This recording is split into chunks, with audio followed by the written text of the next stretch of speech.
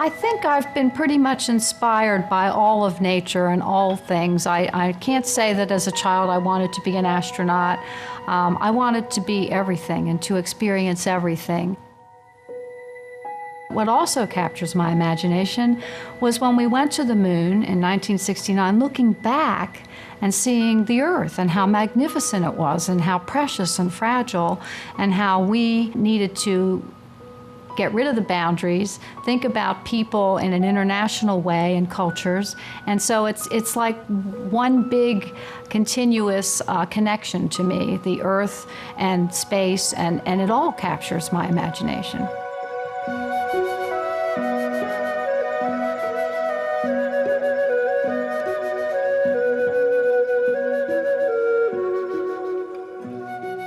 We have had probably almost 6,000 children go through our academies in the last 17 years. Just since the outpost opened, we've had close to 1,500 children in field trips and Saturday programs come through the outpost. So I think it is a secret, but it isn't best kept anymore. I think it's getting out to the general public.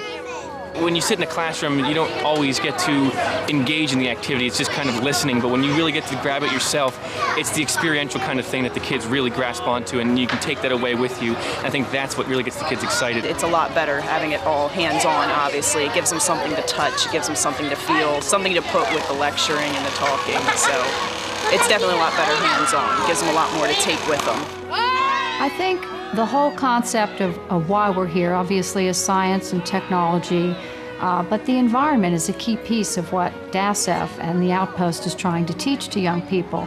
They need to understand that all of the ecosystems are connected, that humans, us, have an impact on what we see around us, and that we can, in fact, make a difference or we can harm the Earth.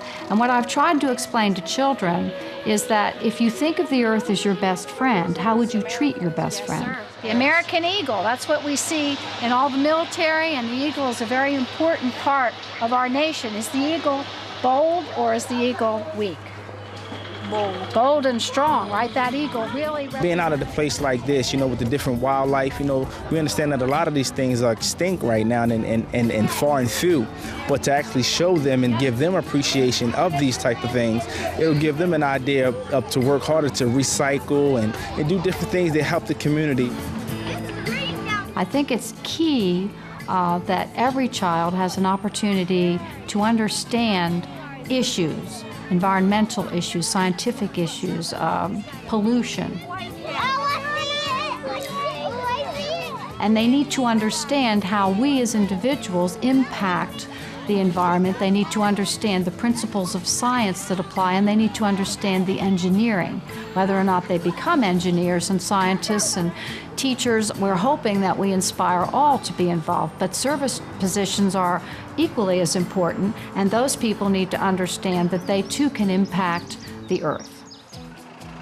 A lot of the parents who come to our academies in the summer, and a lot of the teachers who have followed us for 17 years, understand that we teach values, we teach integrity, we teach children how to communicate, to have respect for one another, and to listen, how important it is to be in a conversation and listen. We teach children how to shake hands and how to approach different people in interviews.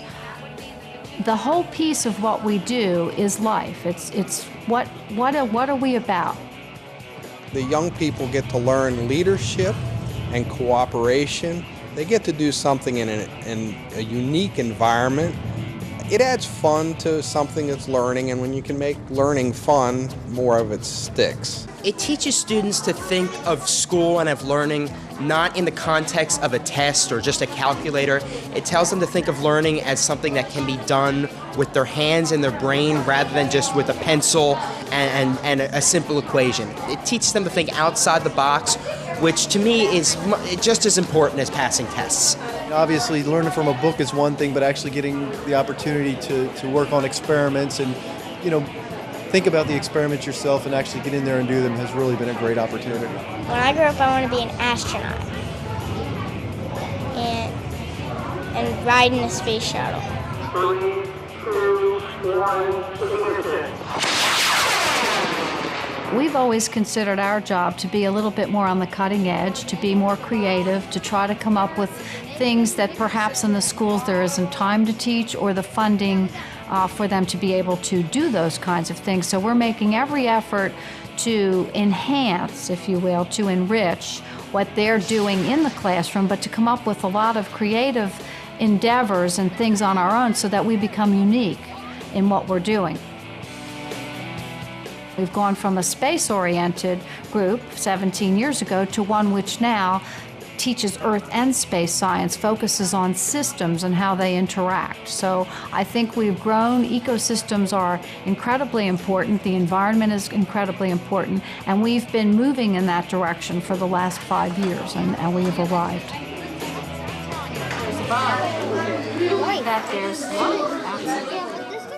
We're looking at iTech, the Innovation Technology Exploration Center, Phase 2. iTech contains 14 classrooms, about 6,000 square feet of exhibits based on land, air, water, technology, and of course the planets and beyond. And it will bring the general public to us to help us to extend our vision of inspiring them with awe and appreciation for the Earth and its place in the universe.